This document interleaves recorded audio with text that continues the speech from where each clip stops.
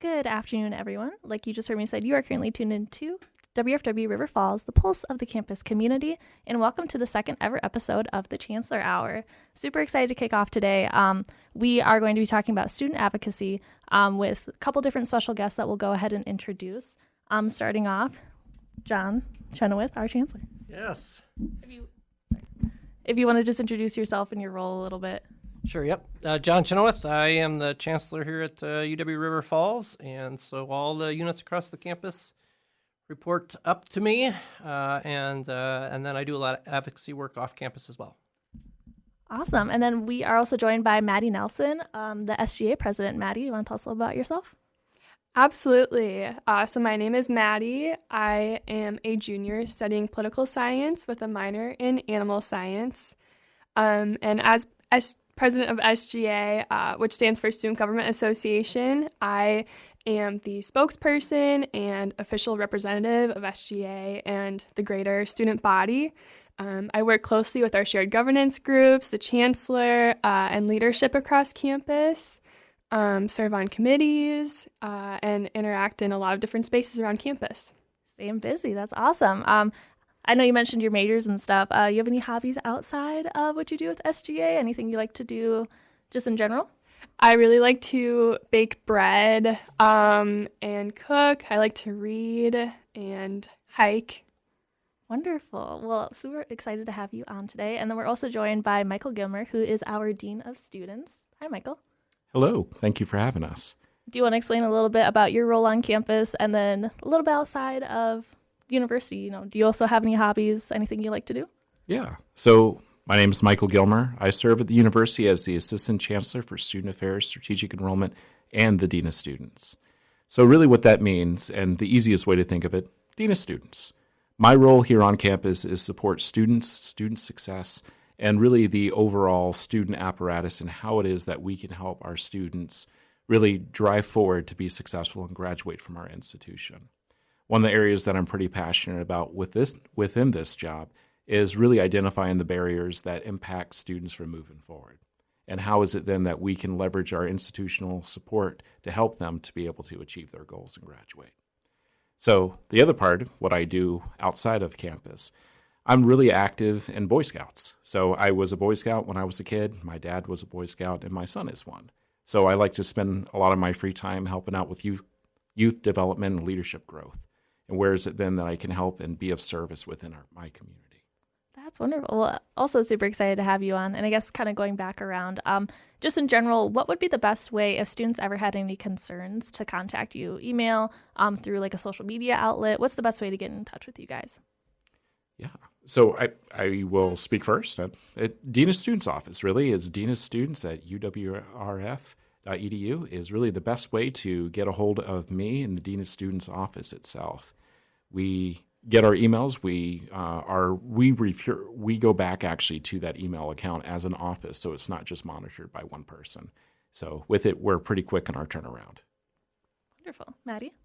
There are a couple of ways you can interact with Student Government Association. So you can check out our Instagram page, which is just at UWRFSGA. You are also able to email our General Student Government Association email, which is just sga@uwrf.edu. And we also welcome students and anybody within our campus community to join us at our weekly meetings, which are on Tuesday nights at 7 o'clock p.m. in the St. Croix River Room 321 of the UC. Otherwise, you are also happy to stop by our SJ offices, which are in the Involvement Center of the UC. We usually have at least one or a few directors or senators at the SJ offices at all times. It's kind of a hangout center for us, and we love interacting with students there. Perfect. And John, what's the best way for students to get in contact with you? Oh, good question. You can just contact the Chancellor's office. That's usually the easiest. We have a couple of staff members down there that can get you connected to the right space. We're on the first floor of North Hall, so we do get a lot of walk-ins that are actually not looking for us. They're looking for something else across campus, and so we also direct students anywhere they need to go on campus. Yeah. Yeah, that's perfect. Awesome. So one of the great things that we've done with the Chancellor Hour is we have an anonymous student survey where students can give opinions on things, ask questions specifically that we here, can answer. So super excited that we had 3 different questions that kind of best pertain to today's episode. So first one, it's a little silly, but I think it's going to be a great discussion piece. Why is there no apple juice for breakfast? More specifically, what are some ways that students can have their voices heard on campus, not just say for dining services, but for any other thing on campus that directly impacts students? And so how do you and your organizations work together to amplify those student voices?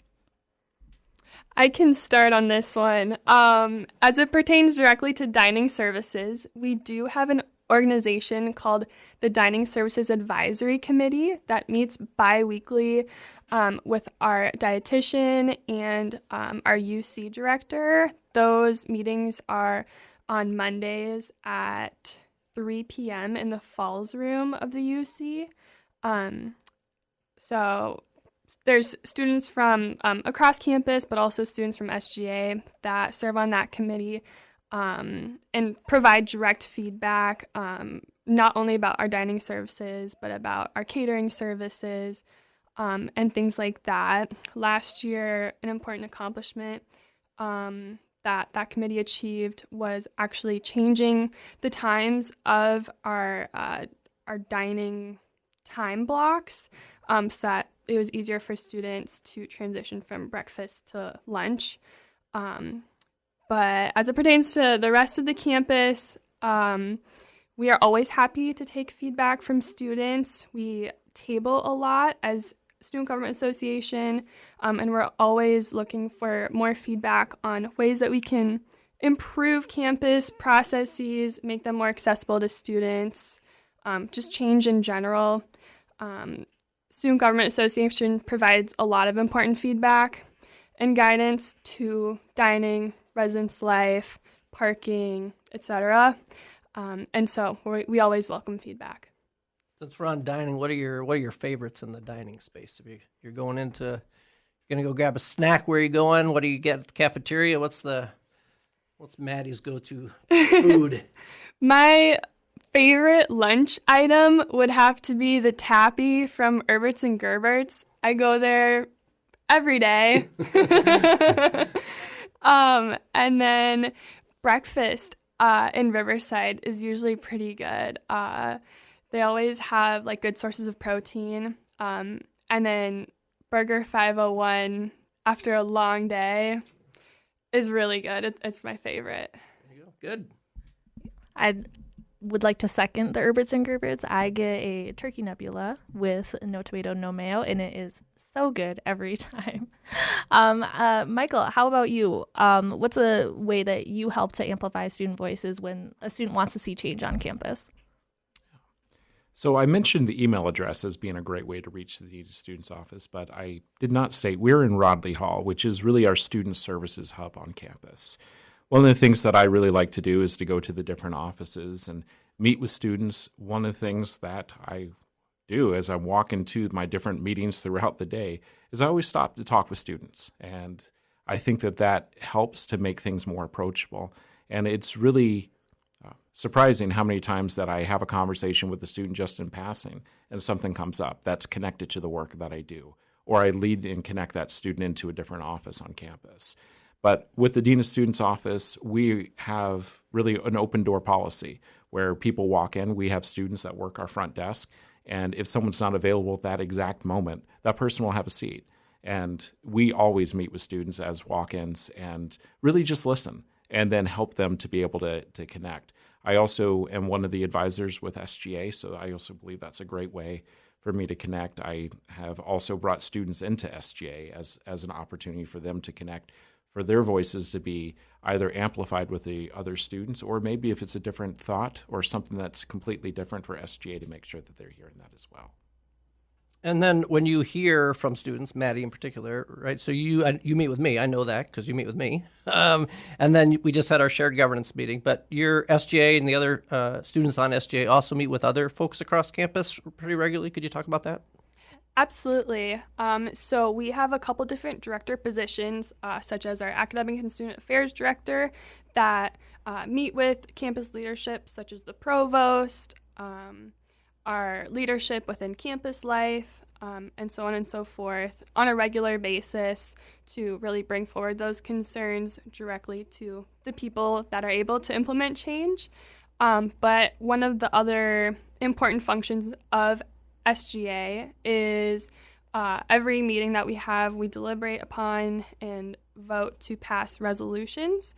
Most of the time, these are statements that can pertain to really anything related to student life, but often they do relate to things such as dining, parking, residence life. And so these are ways that we, as student government, forward our concerns along to other parties across campus, and are able to enact change from that. Yeah, that's awesome. And I was stalking your guys' Instagram a little bit. I saw that you guys recently participated in a lobby day, engaging with entities outside of just UWRF. So how did that go? It went really well. This is our annual trip that student government takes to Madison, where we meet with as many legislators as we can in a single day. Last week was our 2026 trip, so we met with 10 total legislators. A couple of them were our local legislators that actually represent our campus, and we also met with some legislators that sit on the higher education committee. It went really well. We talked about the value of higher education and tied in our personal experiences as students. We discussed ways that we can recognize and thank our legislators for the funding and support that we provide. Examples of this would include SciTech, our amazing, beautiful, brand new academic building on campus, and Mantra Health, which provides so many necessary services to help support students when they need it the most. And then we also talked about a couple current bills related to higher education that are going through the legislation right now. That's a really awesome opportunity that you guys have, and I think it also just shows how great of an opportunity SGA has for students to be able to do things like that. I know we live a little trek away from Madison, but that's really cool that you guys get to go out there and actually meet with, these legislators. So I guess kind of jumping off of when you mentioned things like Mantra Health, and your guys' perspectives, do you think that there are any resources on campus that are oftentimes more underutilized by students that you'd really want to highlight as being able to, not only advocate for themselves, but get help that they might need for, a variety of problems that they may have? So I can speak quickly about our counseling center that we have here on campus. That's also conveniently located in Rodley Hall next to the Dean of Students office. But it is a location for students to physically engage with staff on our campus that are licensed counselors.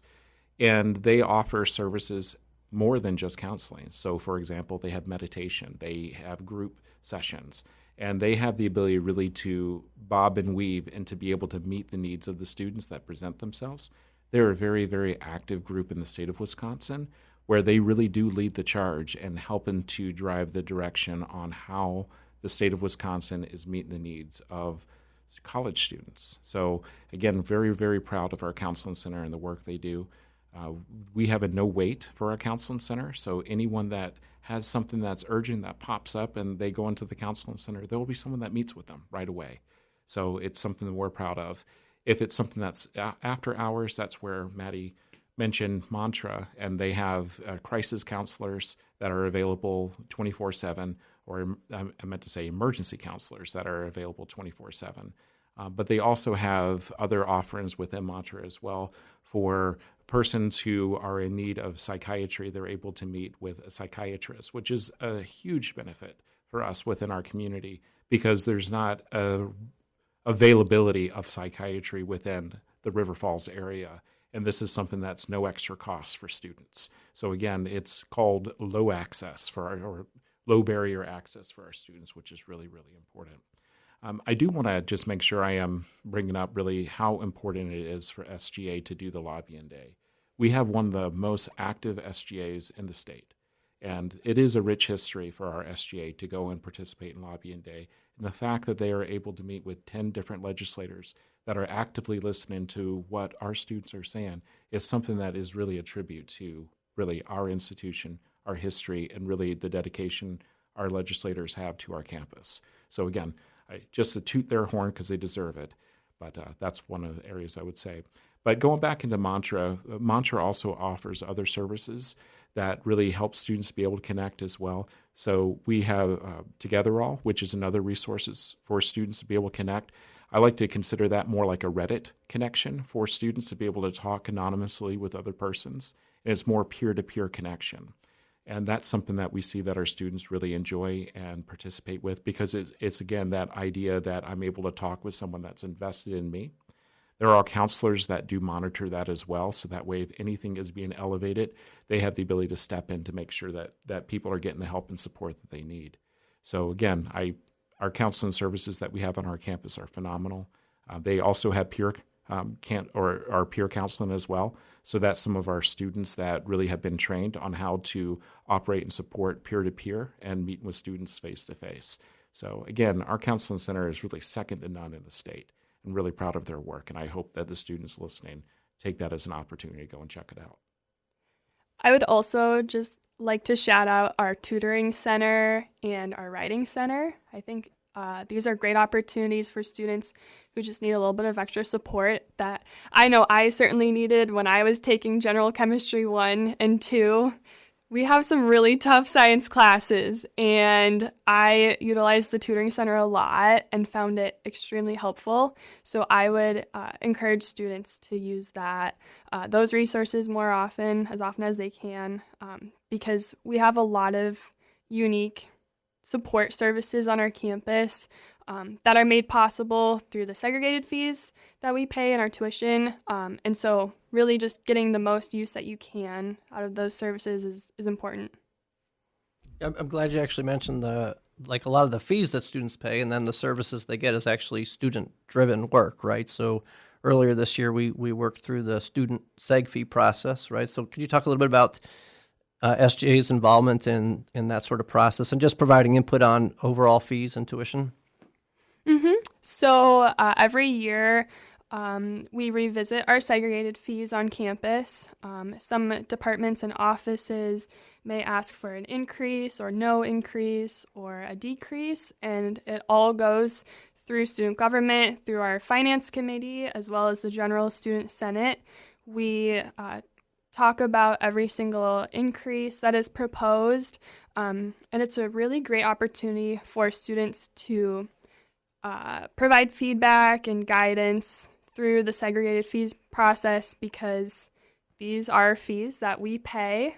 And so it's important to hear why segregated fees may increase or why new segregated fees may be proposed and understand how it is going to directly benefit students in the future. Yeah, absolutely. That's, I think, a great thing to talk to. I mean, of course, you and I are both students, and it's always good to know what directly our tuition is going towards. I know someone she's a prospective student here. She's really excited to go, and she was asking me about tuition and, what does this go to? Do you know anything about this? And it's great that, with the education that, you guys are providing of where our fees go, I'm able to tell her, we have all these great services, and it doesn't feel like your money's just going to nothing. So that's some absolutely great work that you guys do. Moving with this a little bit, I think this was coming off of another student submitted question. So what support is available to students that maybe are navigating a perceived disconnect between their health-related needs and faculty expectations? So related to this, how can a student who sees maybe a peer struggling with health issues best refer them to those campus resources like the care team or maybe the Disability Resource Center? Sure. Let me jump in on that one. So I think in that question, one of the interesting words you use is perceived. And to me, it's one of the areas that is really the secret sauce of River Falls. It may be perceived by that student, but our campus community really works hard to be able to connect with our students. So if the student believes it's perceived that they are having challenges or whatever it may be, our campus community is not interested necessarily if it's perceived. We treat it that it is. We treat it as if it's real for that individual. Our students, first of all, one of the areas that they readily talk about is how connected they are with our faculty. And if our faculty understand that there's a need and a concern for a student, it is quite typical that that faculty member reaches out to the Dean of Students office. And then that's where we work on our end to be able to reconnect with the student, understand more of what is happening with their, to be able to support that student being successful within that class. So we take all of our referrals from our faculty and we connect back into this with the student. The other part of your question is, what is it if a peer becomes aware of one of their friends or classmates that is in need of support? That's where, again, the Dean of Students office is really that hub of the wheel, if you can think of it that way, where we will take a referral, an email, a phone call, whatever it may be, for us to be aware that there's a student that's in need. And what we'll do is we'll create a process to be able to connect with that student. We'll send an email to the student to their email account and let them know, hey, we want to meet with you and talk with you. We'll also follow up with that student if the student doesn't check their email. I actually have heard that students do not check their email regularly. I don't know if that's true, but we follow through and we do our best to connect with the student. And it's not just once, not just twice, but at least 3 times that we do our effort to connect. And so we close our loop with the faculty members who report an area of concern from a student or from a student trying to connect with us about another fellow student. And that's where, again, that's really important because we understand that what is being reported may be a tip of an iceberg. And that's where we want to at least start with building a relationship and understand, well, what's going on? And if the student believes that their concern is just perceived, or if this is actually something that is much bigger, we take that at face value for what it is and how the student presents it. You mentioned care team, and I just want to make sure I'm explaining what care team is. Think of it as a group of individuals that are administrators here on our campus that really work together to develop a net to catch students. So our care team is simply just that. It is our institutional experts to really be able to dive in and be supportive of student success. So it's a group of people that meet together that talk about reports that have come in, and if there's a better way and a better solution to be able to intervene to support a student that may have either self-identified as, hey, I need some support, or if it's something that's come into us from maybe a faculty member or a community member, that's what that care team is really that triage group that listens, that makes a decision, and then a plan of action on how they're going to intervene to support a student. The Dean of Students office is really that main point of contact to be able to connect with the students, though. And then lastly, I just want to make sure I'm circling back into one of the bigger parts that I mentioned earlier, which is our faculty. Our faculty at our institution care deeply for our student success. And so when they become aware of a student that may have been missing classes, we get alerts, at least to the Dean of Students office, that let us know. And that's where, again, we reach back out to that student to be able to say, hey, what's going on? We received a concern that you haven't been showing up to class. Is everything okay? And I might expand a bit on the care team, right? We may get a question in the chancellor's office or some other place on campus where the student has a very specific question that doesn't sort of it's not a care team question, right? They're trying to solve a registration challenge they have or a financial challenge they have, but they share some other information in that message that just has us concerned that, this is we can hand you off to the financial aid office to solve this financial aid challenge you have, but it sounds like there's a bigger story here, right? And so, we may reach directly back out to the student, or we may just get in contact with the care team through the Dean of Students office to say, we just got this, you might want to do a check-in, to see if there's something else. Because a lot of times, even in our own lives, we think we think the challenge is X, but it's really Y, right? So we raise a question, like, could we solve this? But that's actually not what the issue is, right? There's other underlying issues that are going on there. And so I think the care team has enough people from across the campus that if they engage with the student, and of course, the student has to engage back, but when the student engages back, we can figure out, okay, here's all the resources that we can bring to bear to help that student in that situation. So it's really a great service. Absolutely, yeah. And I think one of the echoing things that really stands out to me for our conversation so far is just how interconnected all of our organizations on campus are here. I think that's part of the beauty of having that kind of smaller campus feel, that, everyone knows each other, and, you can refer people to other departments by, first name basis. And there's that recognizability of, oh, I think I've met you before. I've seen you before. You've been able to help me with this problem. And I think that's just such a great thing that we have here on campus. So I guess moving to our last student-submitted question of this episode. So some students have expressed concerns further to the recent surge in federal immigration enforcement activity in our region. So what should UWRF students do if they have questions or concerns about the possibility of federal agents that are visiting campus?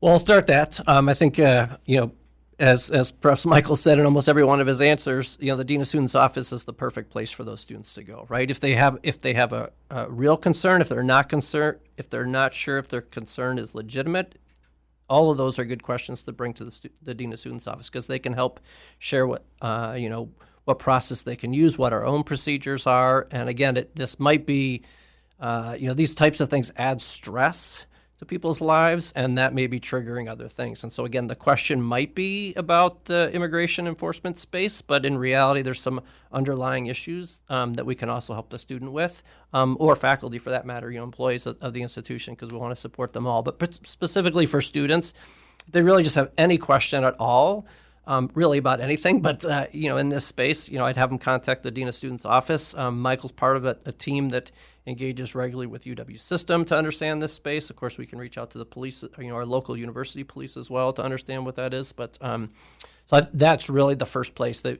of contact, I would say, for students, really on lots of issues. It's easy to get to. It's in Rodley, and so. But I also think, right, this is an area where most of our employees across campus understand the space a bit and understand what issues students might have and concerns. And so, again, you probably approach almost any employee on campus, and they can at least, listen and then direct you to the right spot. And normally that would be for this kind of a space. It would probably be the Dean of Students Office. Michael, I don't know if you have anything to add to that. I think that was right on point. I just want to make sure I'm echoing back some of the other points that you made on the previous statement. And that would be that a lot of times when students are coming into our office, they may be coming in for X, but it's also Y that we're talking about. And that's really true to this question as well, that we have a lot of other resources as well. And as we're listening to the student and listening to what their concerns are, we'll address with what their concerns are. But there may be other things that are presented as well that is best served and supported by these other offices, so such as financial aid or maybe even our counseling center. And just one of the areas that I want to make sure that I would bring up with our counseling center is that their conversations they have with clients or students is confidential. And that's something that is really important to take in consideration with your question that you have. And if someone does have something that they're presenting that's very personal and they're very concerned about what happens, what if this gets out, that's where that counseling center with those ethical practices of confidentiality is so important. And we understand our lines with that information and how we can help direct a student back to those places where if they want to make sure they're having a conversation that has that extra layer of legal protections, that's where we can connect students over to it. But really, the Dean of Students Office is really that one-stop shop because, again, think of it as like a hub of a bicycle wheel where we have spokes going off in multiple directions. That's what we do, and we triage a situation as it presents itself. And as a complicated question may be coming in, we know how to leverage our network to be able to help that student get the answers that they need for them. Absolutely. Well, thank you for, highlighting all those things. And not only echoing that those services are oftentimes confidential, most of the things that we've talked about, these student services, where they're free. That's what our segregated fees go towards. And I think that's something I guess I would want to echo, that maybe students sometimes don't realize, it's a financial barrier. You can do all these things for free. I mean, one resource I've used personally is Freddie's Pantry. And I think that's just a great place to go on campus. We have all these great dining services, but sometimes you just need a snack in the dorm, or, there are students who are experiencing food insecurity. And so resources like that, also, if you're ever just curious, you can just stop in and look around. I've done that. I got a little curious and nosy in Rodley when I was, first coming here, and I was peeking my head in all the places, and I learned about Freddie's Pantry and, our health center and all of the great resources we have here on campus. So really thankful that you're, highlighting all those great things. Can I jump in real quick about Yeah, Pantry? absolutely. I think that's one of those resources that we have a lot of our employees that donate funds to help support the pantry. It is not anything that's paid for by student seg fees. That is something that's donated. Chartwell's donates. Our community members donate to the university, and also our employees donate to the university specifically for Freddy's Pantry. And it is a remarkable service. And I'm really proud of the fact that it is a place that's zero barrier. We don't ask information about, are you sure you need this? No, you're coming in because you're hungry. And that's what's important. We believe that students who are hungry don't study well. And the least we can do is help them and so provide some of the food and other resources as well. Because it's not just food in there. There's also hygiene products as well for students. Again, low barrier. The only thing that we do ask is for students to swipe their cards so we can count how many people have come in. Yeah, that's wonderful. So definitely, students, if you're listening, you haven't checked out some of those great resources, stop in, say hello, peek around, be curious, and see what, all these great things can do for you. So I guess kind of my overall question for today, and even if this is kind of echoing something that we've, talked about previously, if you could give students one piece of information, one service that you provide, or one reminder about you or your organization that would help them be successful at UWRF and help them advocate for themselves here, what would that be? I can start off in answering this question. I think another important aspect of student government and the services that it provides to students is our professional development opportunities. So we already talked about lobbying day, but we also contribute to other events and projects around campus, like the etiquette dinner, where students are able to have a meal and learn about professional etiquette in environments like that. We contribute to other things like the poverty simulation and a lot of other community events. So even if you don't want to become a senator or a director of Student Government Association, you can always attend our events and interact with us in a lot of different ways around campus. I jump in. I believe that one of the areas that's really passionate for me when asked if there's one thing I would say to students is that we believe in them. And life is complicated, life is hard, and it's full of the unknowns and navigating. And when things become and feel overwhelming, know that there are people here that believe in them, even when they don't believe in themselves.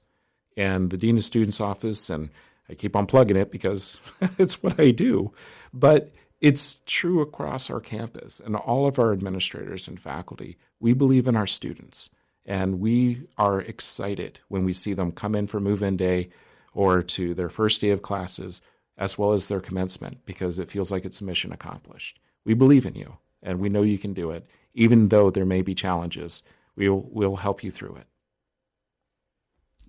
Well, so I have a follow-up question for Maddie and for Kylie today. So we talk about student advocacy and the work that students sort of collectively can do, but all of our students are different. They all have different lives. Take us through a day in the life of Maddie as SGA president and your classes, and what is a pick a day, any day of the week, and what does that look like for us? That's a really interesting question, and I love that you asked that. So let's see, I'll walk you through my day today.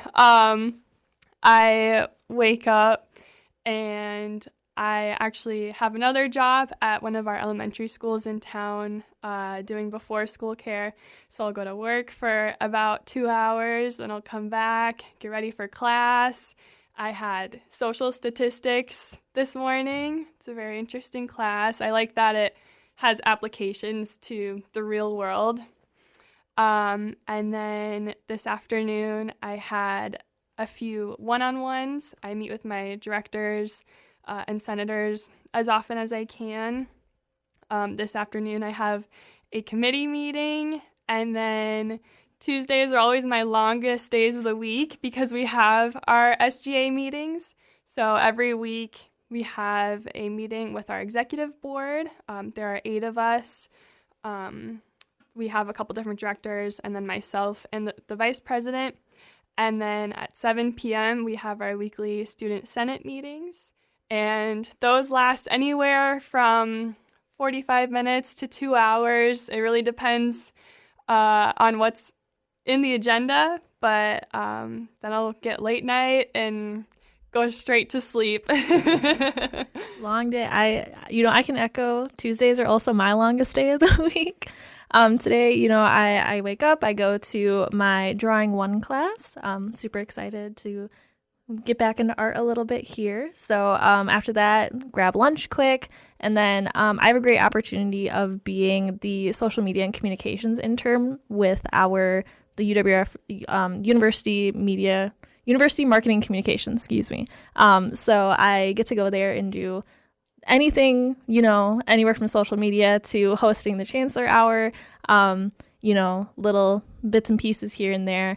After that, I usually go get dinner. And then tonight I host my own radio show actually at 7 p.m. It was 8 p.m. last year. I still sometimes forget. So I get to do that, play some music.